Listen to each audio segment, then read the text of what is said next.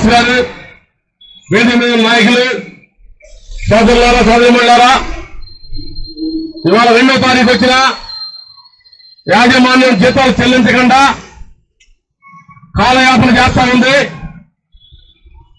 3 రోజుల క్రితం ఒక ప్రైవేట్ బయర్కి మనం ఇవ్వాల్సినటువంటి డబ్బులు ఆగమేఘాల మీద ఇవ్వడం కోసం కుట్ర చేసి కోర్టుకు వెళ్తాడు, అటాచ్మెంట్ తెస్తాడని చెప్పేసి ఓ సాధారణమైన పేమెంట్ 40 కోట్ల రూపాయలను యాజమాన్యం చేసింది. జీతాలు ఇవ్వడం డబ్బులు లేవు, కోర్టు అటాచ్మెంట్ పక్క చెబుతూ ఏ అటాచ్మెంట్ లేనటువంటి ఒక పెద్ద మనిషికి 40 కోట్ల రూపాయలు చెల్లించడం ఆంతర్యం ఏంటి? మీ కమిషన్లు ఏంటి? 13,000 మంది పర్మనెంట్ కార్మికులు, 16,000 మంది కాంట్రాక్ట్ కార్మికులు జీతాలు ఇవ్వకుండా మీకు నచ్చిన వాళ్ళకి డబ్బులు ఇస్తూ జీతాలకు పని చేస్తూ పిచ్చోడికి 60 కోట్ల రూపాయలు ఇవ్వకుండా, పిఎఫ్కి వాళ్ళని 300 కోట్ల రూపాయలు ఇవ్వకుండా ఆట ఆడుతూ ఉన్నారు. మీ ఆటలు ఎన్నో తోకాలు సాగమని చెప్పేసి యాజమాన్యం వెంటనే కలవ చేసుకుని ఈ పద్ధతులు సరిచేసి జీతాలు వెంటనే చెల్లించాలని చెప్పేసి సిఐటి దాని మిత్రపక్షాలు కూడా డిమాండ్ చేస్తా ఉన్నాయి. ఇదే పద్ధతిలో మంత్రి గారు వచ్చారు, వెళ్ళారు. 2 మాసాలు కావస్తా ఉంది.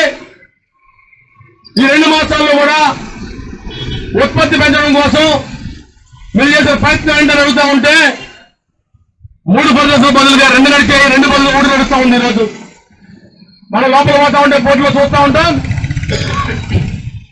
ఓ పక్క మంత్రి గారు అడుగుతా ఉన్నాడు, మినిస్ట్రీ అడుగుతూ ఉంది, 7.5 మిలియన్ టన్నుల ప్లాంట్ని మీరు ఎందుకు నడపట్లేదని చెప్పేసి. రెండో పక్క పెద్ద బోర్డు రాసుకున్నారు, గత నెల 4,34,000 టన్నులు మన పూర్తి కెపాసిటీ అని చెప్పేసి. అంటే నీ కెపాసిటీ నిర్దేశించుకోవడంలోనే 5 మిలియన్ టన్నులు లోపు పెట్టుకుని 7.5 మిలియన్ టన్నుల ఉత్పత్తి కోసం మాట్లాడుతూ ఉన్నారు. ఇది ఏ మేరకు సమంజసం చెప్పి అడుగుతా ఉన్నాం.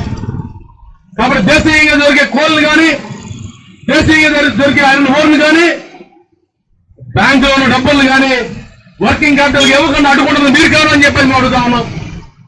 ఈ 3 ఉంటే స్టీల్ ప్లాంట్ 7.5 మిలియన్ టన్నులు కాదు, 9 మిలియన్ టన్నులు కూడా ఉత్పత్తి చేసే కెపాసిటీ కార్మిక వర్గానికి ఉంది. మీరు సరఫరా చేయాల బాధ్యత మీది. మీ బాధ్యతను గుర్తిరగడం లేదు.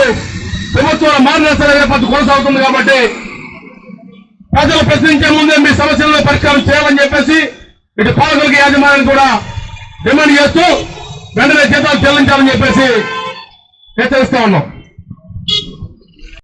కార్మికులకు కానీ, అధికారులకు కానీ, కాంట్రాక్ట్ కార్మికులకు కానీ తక్షణమే వేతనాలు చెల్లించాలని డిమాండ్ చేస్తూ స్టీల్ ప్లాంట్ ఎంప్లాయీస్ సిఐటి ఆధ్వర్యంలో జరుగుతున్నటువంటి ఈ ధర్నాకి ఇచ్చేసి మీ అందరికీ అభినందనలు తెలియజేస్తూ, యాజమాన్యం తక్షణమే జీతాలు చెల్లించకపోతే భవిష్యత్తులో తీవ్ర పరిణామాలు ఎదుర్కోవాల్సిందని హెచ్చరిస్తా ఉన్నాం.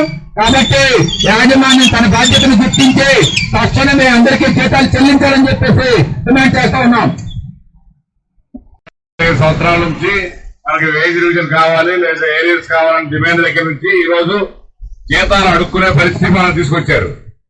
సో మనం ఏంటంటే యాజమాన్యం బలమైనది కాదు, మన బలహీనతనే యాజమాన్యం బలం. ఎందుకంటే మన కలిసికట్టుగా ఉంటే కనుక యాజమాన్యం దిగొస్తుంది. ఆ కలిసికట్టుగా వచ్చే కార్యక్రమాలను మీరు చేస్తున్నందుకు ముఖ్యంగా సిఐటి వారికి ధన్యవాదాలు తెలియజేస్తున్నాను. ఎందుకంటే ఏ కార్యక్రమం చేసినా కూడాను, అంటే నిన్న విషయంలో శర్వాన్ నాడు మాట్లాడే కోపంలో మాట్లాడుతున్నప్పుడు రామస్వామి ఆ టైంలో వచ్చారు అక్కడికి. మేనేజ్మెంట్ కి యూనియన్ అంటే భయం పోయింది, కానీ సీటు అంటే ఆ మాత్రం భయం ఉంది. కాబట్టి ఈ మాత్రం సరే 2 సార్లు కన్నా సరే నెలలో జీతాలు ఇస్తున్నారు. లేకపోతే అది కూడా లేకుండా ఒక ఆఫీసర్ మాట్లాడారు. కాబట్టి పరిస్థితి ఎలా ఉందంటే మనం భయపెట్టడం కాదు, భయపడడం కోసం కాదు, మనకు కావాల్సిన రాయితీల్ని రోజు రోజుకి తెగొడుతుంటే కనుక మనం ఏమీ చేయలేని పరిస్థితిలోకి వెళ్ళిపోతున్నాం.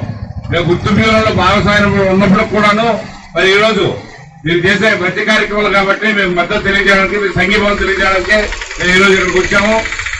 సీటు వారు చేసే కార్మిక సంక్షేమం కృషి చేసే ప్రతి కార్యక్రమం కూడాను విశాఖ స్టీల్ ఎంప్లాయీస్ ఎప్పుడు తోడుగా ఉంటుంది. మేము ఎక్కడున్నప్పుడు కూడాను, ఎవరితో ఉన్నప్పుడు కూడాను మీతో ఎప్పుడుగా ఉంటాం, కార్మిక పక్షంగా ఉంటామని చెప్పి తెలియజేస్తూ నాకు అవకాశం ఇచ్చిన పెద్దలు ధన్యవాదాలు తెలియజేస్తున్నాను. 99 రోజుల నుంచి నడుస్తున్న ఈ ఉద్యమం ఎలా నడుస్తుంది, ఏం చేస్తున్నారు అనేది ప్రతి ఒక్క కార్మికుడు కూడా తెలుసు. మనం ప్రైవేటీకరణ నుంచి మనం ఒక వేజ్ డివిజన్ దగ్గర నుంచి నేటికి జీతాలు కూడా ఇవ్వలేని, జీతాలు కూడా బెక్ చేసుకునే స్థితికి మనం ఈ రోజు వచ్చామంటే మనలో ఉన్నది ఎవరికి లోపం ఉంది. రథసారథులే రథాన్ని పక్కన పెట్టి మేనివేషాలు లెక్క పెడుతూ ఉంటే మీ యొక్క ఏఐడిసి ఎప్పటి నుంచి అయితే రికగ్నైజేషన్ లోకి వచ్చిందో కార్మిక సమస్యలు ఒక సమస్య నుంచి కుంపడిగా పడేసి ఈ రోజు ఏమీ పట్టనట్టు దున్నపేద మీద వర్షం పడినట్టు ఏమీ పట్టనట్టు వ్యవహరిస్తున్న ఈ శైలిని మనం అందరం ఖండిస్తూ నేటికి మనం ఎన్ని రోజుల నుంచి చేస్తున్నప్పటికీ కొన్ని ఈమెయిల్ చూస్తున్నాం. రేపు ఎలక్షన్ లో భాగంగా ఈ రోజు బిఎంఎస్ అనే యూనియన్ ఈ 33.5 సంవత్సరాల నుంచి బయటికి రానిది ఈ రోజు రోడ్డు ఎక్కి మేమేం చేస్తాం అది చేస్తామని చెప్తున్నాం.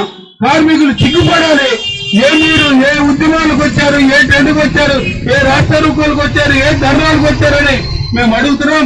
ఈ రోజు కూటమిగా మీరందరూ కూడా కూడి చిక్కు లేకుండా రోడ్డు ఎక్కి ఈ కార్మిక సమస్యలు 3.5 నుంచి వదిలేసిన వాళ్ళు ఈ రోజు రోడ్డు ఎక్కారండి.